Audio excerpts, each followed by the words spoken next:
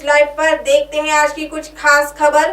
कृषि मंत्री दादाजी भुसे ने नागपुर जिले के नुकसानग्रस्त फसल का किया मुआयना। राज्य के कृषि मंत्री दादाजी भुसे आज नागपुर जिले के दौरे पर है। जिले के नुकसानग्रस्त फसल का मुआयना और किसानों की समस्याओं का समाधान उन्होंने किया। जिले में हो रही लगातार बारिश व बदलीले मौसम से किसानों की फसलों पर कीड़ों तथा बीमारियों का प्रादुर्भाव हुआ है। जिले में 90% सोयाबीन की फसल पीली पड़ चुकी है। फसल पर गाद, करपा, खोड़ कीड़ा जैसी बीमारी पनप रही है, जिस वजह से किसानों की फसल पूरी तरह बर्बाद हो गई है। इसके अलावा धान की फसल, कापूस, मिर्ची, संतरा की फसलों पर भी बुरा असर पड़ा है। कृषि मंत्री दादाजी भुसे इन्होंने फसल का मुआयना कर तत्काल जिलाधिकारी को फोन कर जिले के नुकसानग्रस्त किसानों के फसल की जांच कर जल्द से जल्द अहवाल पेश करने के आदेश दिए। याच्यामध्ये छिद्र करते जवळजवळ 30 दिवसानंतर 20 ते 30 दिवसानंतर आणि मग त्याच्यात अंडे टाकून त्याच्यामध्ये उपजीविका करते आणि तो जो झायलम आहे हा डॅमेज करते, त्याच्यामुळे त्या शेंगा भरत नाही। इथपर्यंत झालेलं असतं की पूर्णपर्यंत जाते, पण हा आता उशिरा अटॅक झालेला आहे, त्याच्यामुळे एवढाच आहे। काही जे आहे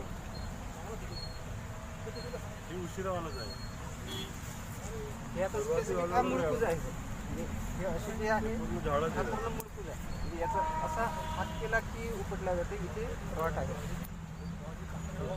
भले आहे त्याच्यात आल्या 15 भली आहे जनावरांना पण येते रे बाबा। हे कसं का अरे हो इकडे सांग कसं करायचं काय पूर्ण असं शेतकरी म्हणून सांगतो सर, हा मी विषय 5 तारखेला या महिन्याच्या 5 तारखेला मी कृषी डिपार्टमेंटसोबत या चर्चा केली। माझ्या शेतामध्ये जेव्हा एक लास्ट स्प्रे सुरू होता त्यावेळेला जाणवायला लागलं, उपडल्यानंतर मूळ दोन व्यवस्थित होता। तसं जर कंडिशनमध्ये राहिलं तर मुळं सडतात, आपलं सहज उकळून येते। तर त्यावेळेला तिथे चर्चा सुरू झाली 13 तारखेपर्यंत। 13 तारखेला विद्यापीठाने याचे सॅम्पल घेऊन दिले, जेव्हा शेत वाढत चाललेलं होतं कुठेतरी।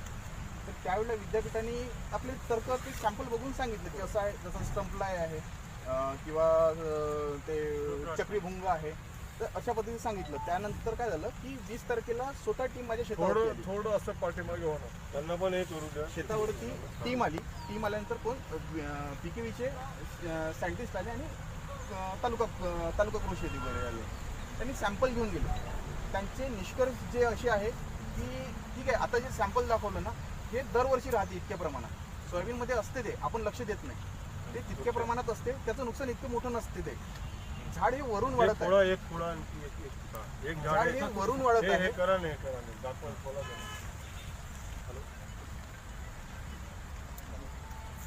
हे बघा, हे इथे संपलेलं आहे, हे वर नाही गेलेलं आहे। हे दरवर्षी काही ना काही प्रमाणात असते, पण एवढं नुकसान नाही करून जाते। ठीक आहे, काही प्लॉटमध्ये हे जास्त ज्यांनी स्प्रे काढले नसेल, पण हे जेव्हा हे झाड वरून कुठेतरी काय झालेलं होतं, याच्यावरती सगळ्यात मोठा सकिंग पेस्ट म्हणजे पांढऱ्या माशीचा अटॅक खूप जास्त प्रमाणात राहिला। आणि विद्यापीठाने हे सांगितलं की याच्यावरती रिकमेंडेड औषध नाही आहे सोयाबीनवरती सकिंग पेस्टसाठी। आणि त्यांना मी हे म्हटलं होतं की बा तुम्ही याला प्लेटेड करा, म्हणजे कुठेतरी लॅबोरेटरीमध्ये त्याला तुम्ही टेस्ट करा। त्यांनी अजूनपर्यंत केलेलं नाही। 13 तारखेला नेलेल्या सॅम्पलचं पण ते आज आहे आणि ते पण आमचं सगळ्यात मोठं हे कंपनीचा भाग वेगळा। हां, पाटील आहे आपले म्हणजे लॅबोरेटरीवाले विद्यापीठाचे। हां, तर आता आमचं हे म्हणणं आहे की हा रोग आहे, ज्याला कुठेतरी याच्यामध्ये अळी आहे किंवा याच्यावरती फंगस आहे, मुळं सडणार आहे, त्याचा फंगस तिथे जनरेट होणार आहे। याच्यावरती याच्यानंतर जे येणारं जे पीक आहे सोयाबीन, आपलं चणा आणि गहू आज मावशर जमिनीमध्ये आहे, ते वाढणार आहे जमिनीमध्ये। उन्हाळ्यात आपण त्याला दाबून टाकलं असतं कुठेतरी मातीमध्ये, पण आज ते जमिनीमध्ये वाढणार आहे। हे कीड कुठेतरी जमिनीमध्ये राहणार आहे, त्याची कोस जमिनीमध्ये राहणार आहे। हे येणाऱ्या पिकाला जर नुकसान जर दिलं तर शेतकऱ्यांनी मग काय करायचं? आणि येणाऱ्या पिकाला नुकसान देणारच आहे। सोयाबीन, जर याचा बरोबर आपण गहू हे प्रोसेस केली नाही जमिनीची तर त्याच्यामध्ये ह्या येणाऱ्या पिकाला हे नुकसान देणार। माझं हे म्हणणं आहे की विद्यापीठांनी जर याच्यावरती जर तातडीने जर निर्णय जर घेतले, कारण महिन्याभरामध्ये आपण समोरचं पीक जमिनीमध्ये टाकणार, आणि जर त्यांनी जर एखादं औषध जर रिकमेंड जर केलं आणि ते औषध जर मार्केटमध्ये शॉर्ट असेल तर त्याचा पण काळा बाजार होणार समोर जाऊन। तर विद्यापीठांनी लवकरात लवकर याच्यावरती संशोधन करून लवकरात लवकर सांगायला पाहिजे की येणाऱ्या पिकांचं काय म्हणजे काय उपाययोजना त्याच्यावरती करता येईल, आणि त्याच्यावरती जे औषधी सांगेल किंवा जे ट्रीटमेंट सांगेल ती अवेलेबल मुबलक प्रमाणामध्ये आपल्याकडे असायला पाहिजे। आणि दुसरा विषय असा आहे साहेब की याच्यानंतर जर असं दरवर्षी हा जो अटॅक आहे त्या अटॅकसाठी का प्रतिबंधक पुढच्या वर्षीसाठी आपण करायला पाहिजे ती थोडंसं त्याचं रिसर्च झालं पाहिजे. बघा आता आपण जिल्ह्याचा आढावा बैठक घेतली. त्याच्यामध्ये याच्यावर अतिशय सविस्तरपणे चर्चा केलेली आहे. या संदर्भात शास्त्रज्ञ पण होते, त्यांना पण सूचना केलेली आहे.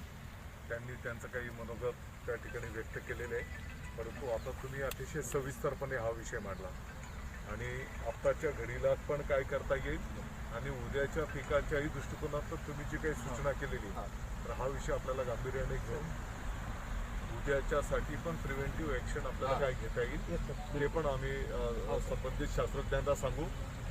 आपल्यासारखेही एक माझी विनंती आहे आपल्याला की 1-2-5 शेतकरी ज्यांना थोडंसं शास्त्रीय पद्धतीचं पण ज्ञान आहे त्यांचं पण जर असं एक आपण एकत्रित आलो तर उद्याचंही आपल्याला नियोजन त्या ठिकाणी करता येईल.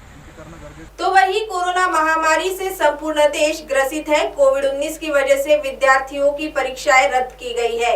ऐसे में विद्यार्थियों से लिया गया परीक्षा शुल्क विद्यार्थियों को वापस किया जाए. साथ ही प्रक्रिया शुल्क से शिक्षा शुल्क काटते हुए बाकी शुल्क माफ किया जाए. ऐसी विविध मांगों की मांग के लिए नागपुर विद्यापीठ के प्रवेश द्वार पर अखिल भारतीय विद्यार्थी परिषद की ओर से आंदोलन किया गया. इसका भविष्य सब खतरे में रखा है. सुप्रीम कोर्ट तक हमें घसीट के लेके गए. आज उनके लिए यहाँ पे हम सब उनके विरोध में परिस्थिति है उसको सुनेंगे.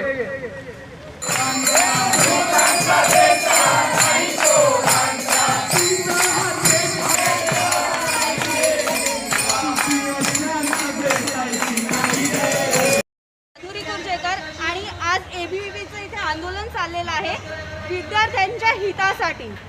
राज्य सरकार विद्यार्थ्यांच्या हितासाठी काहीच करत नाही आणि आमच्या ज्या मागण्या आहेत कोविड-19च्या या परिस्थितीमध्ये जिथे विद्यार्थ्यांच्या पालकांकडे खायला पैसा नाही आहे आणि तिथेच इथे जेव्हा कॉलेजेस बंद आहे, ग्रंथालय बंद आहे, त्याचे सुद्धा फीजमध्ये पैसे घेतले जात आहेत आणि जेव्हा निवेदन द्यायला जेव्हा विद्यार्थी जातात त्यांच्यासोबत मारहाण होते. त्याच्याच विरोधात आम्ही आज इथे आंदोलन करतोय. अब आप हमारे चैनल को ऐप पर भी देख सकते हैं. प्ले स्टोर में जाकर MNS हिंदी लिखें और ऐप डाउनलोड करें. साथ ही साथ आप हमारे फेसबुक पेज को भी लाइक कर सकते हैं और उन पर भी खबरें देख सकते हैं. लिंक ट्विटर, हाइप और इंस्टाग्राम पर भी आप हमारी खबरें देख सकते हैं. आप हमारे चैनल को YouTube पर भी देख सकते हैं और इसे YouTube पर सब्सक्राइब करना बिल्कुल भी ना भूलें. फिलहाल वक्त हो चला एक ब्रेक का. ब्रेक से लौटने के बाद देश और दुनिया की तमाम बड़ी खबरें देखने के लिए बने रहे MNS न्यूज लाइव के साथ. नमस्कार.